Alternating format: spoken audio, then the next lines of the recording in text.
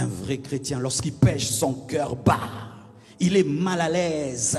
Mais lorsque tu commences à être à l'aise dans le péché, quand tu commences à comprendre, tu es confortable dans le mal, tu as perdu ton réveil. Lorsqu'on est réveillé, la conscience fonctionne. Tu parles mal à quelqu'un, tu sens que tu as mal fait. Tu as une mauvaise attitude, tu sens pourquoi j'étais comme ça. Tu penses une mauvaise chose, pourquoi j'ai pensé ça. Lorsque le réveil est au maximum, on devient sensible. Des fois, je vois certaines femmes, tu la regardes vraiment, elle est mal habillée comme une prostituée, mais n'est pas consciente. Comment quand tu portes une jupe, toutes tes cuisses sont dehors, tout ton corps se voit, mais tu ne te vois même plus dans le miroir que c'est bizarre. Mais tu vas remarquer que lorsque tu as une haute spiritualité, les jupes deviennent longues et les robes, ça deviennent longues. Mais quand on perd la sensibilité, ça devient court, ça devient moulant. Plus on perd, plus que ça devient moulant.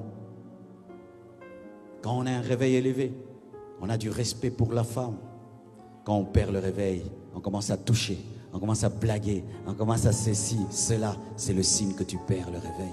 As-tu l'horreur du mal? Quand on a le réveil, tu regardes un film, il y a une scène bizarre, tu zappes, tu passes. Mais quand on perd le réveil, on s'assied confortablement pour dire et la suite, et la suite. Oh, vous avez coupé, pourquoi?